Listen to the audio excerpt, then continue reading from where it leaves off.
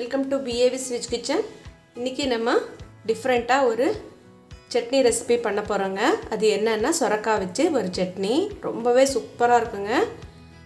வாங்க இப்போ செய்யற முறை பார்க்கலாம். ஸ்டவ் ஆன் பண்ணிட்டு ஒரு கடாய் வச்சுக்கலாங்க. கடாயில 1 டீஸ்பூன் எண்ணெய் ஊத்திக்கலாம். எண்ணெய் சூடானதும் 1 டீஸ்பூன் தனியா போட்டுக்கலாங்க.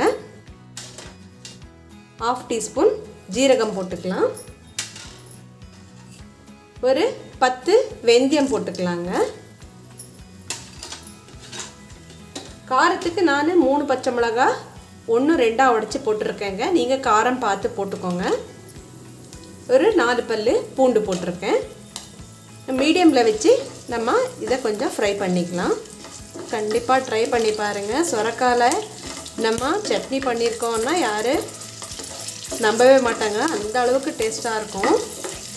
நம்ம சேனல்லையே 1 பார்ட் ரெசிபி சொரக்காயில் போட்டிருக்கோங்க. சப்பாத்திக்கு, ரோட்டி, புல்கா எல்லாத்துக்கே தொட்டுக்கிற மாதிரி குக்கரில் வச்சுட்டு பண்ணுறது 1 பார்ட் ரெசிபி சொரக்காயில். அரை வெங்காயங்க, 1 வெங்காயம் எடுத்துகிட்ருக்கேன் மீடியம் சைஸு. அதில் பாதி இப்போ கட் பண்ணி போட்டிருக்கேன்.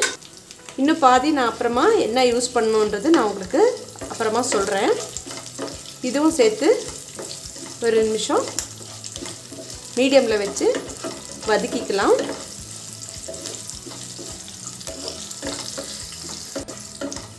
எல்லாமே வதக்கினது போதுங்க. இது எல்லாத்தையும் ஒரு கப்பில் எடுத்துடலாங்க தனியாக. ஸ்டவ் ஆன் பண்ணிவிட்டு அதே கடாயில் இன்னொரு ஸ்பூன் எண்ணெய் விட்டுக்கலாங்க. அதுலேயே 1 கப்பு சொரக்காங்க க்யூப்ஸாக கட் பண்ணி வச்சுட்டுருக்கேன். அதை போட்டுடுறேன். நம்ம சேனல்லையே நிறைய வெரைட்டிஸ் ஆஃப் சட்னிஸ் இருக்குங்க. தக்காளி சட்னி, வேர்க்கடலை சட்னி, பீர்க்கங்காய் சட்னி, அப்புறமா பூசணிக்காய் தோல் வேஸ்ட் பண்ணாமல் அதை யூஸ் பண்ணி ஒரு சட்னி, இப்போ சொரக்காய் சட்னி. எல்லாமே 2 பேர் சமைச்சு சாப்பிட்ற மாதிரிங்க. சிம்பிளாகவும் இருக்கும், வீட்டில் இருக்கிற பொருட்களை வச்சு செய்கிறதும் இருக்கும், இன்ஸ்டண்ட்டாகவும் இருக்குங்க. சொரக்காய் எண்ணெயில் தான் வதக்கணுங்க, தண்ணி விடக்கூடாது. ஒரு மீடியம் சைஸு தக்காளி க்யூப்ஸாக கட் பண்ணியிருக்கேன், அதுவும் போட்டுடுறேன். கொஞ்சமாக புளி போட்டுக்கிறேங்க. எல்லாத்தையும் எண்ணெயில் தான் கைவிடாமல் ஒரு 2-3 நிமிஷம் வதக்கிக்கணுங்க.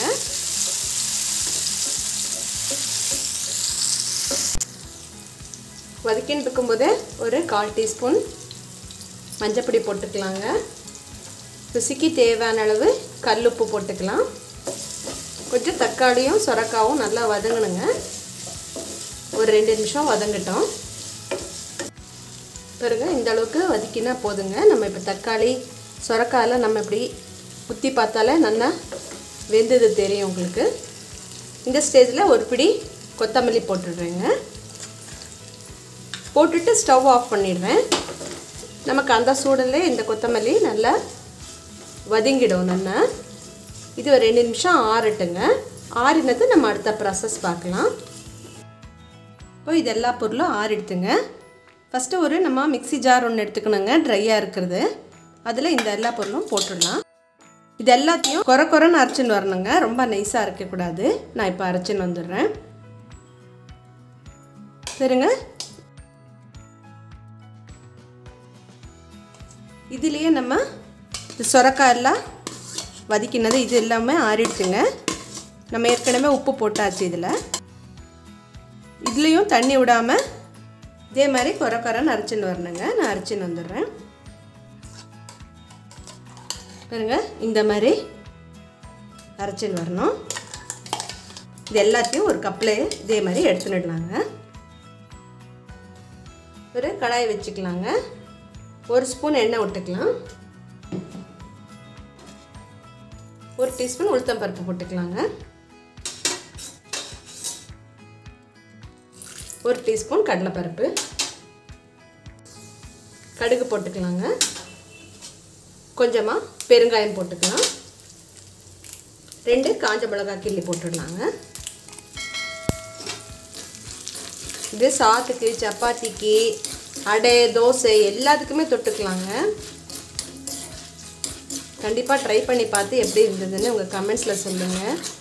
இந்த ரெசிபி பிடிச்சிருந்தா லைக் பண்ணுங்கள், உங்கள் ஃப்ரெண்ட்ஸு ரிலேஷனுக்கு ஷேர் பண்ணுங்கள். இப்போ ஆஃப் பண்ணிடலாம்.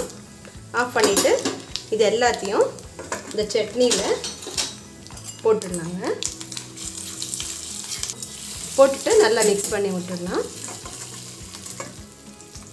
நான் மீதி இருக்கிற பாதி வெங்காயம் சொல்லியிருந்தாலங்க அதை எடுத்து வச்சுட்டு இந்த மாதிரி பொடி பொடியாக கட் பண்ணிவிட்டு இந்த சட்னியில் போட்டுடுறது. இப்படி போட்டு நம்ம பிசைஞ்சு சாப்பிட்டோன்னா சாதத்தில் நெய் விட்டுண்டோ இல்லை நல்லெண்ணெய் விட்டுண்டோ பிசைஞ்சு சாப்பிட்டா ரொம்பவே சூப்பராக இருக்கும். உங்களுக்கு பாருங்கள், சொரக்காய் சட்னி ரெடி ஆகிடுது. லைக் பண்ணுங்கள், ஷேர் பண்ணுங்கள். நன்றி, வணக்கம்.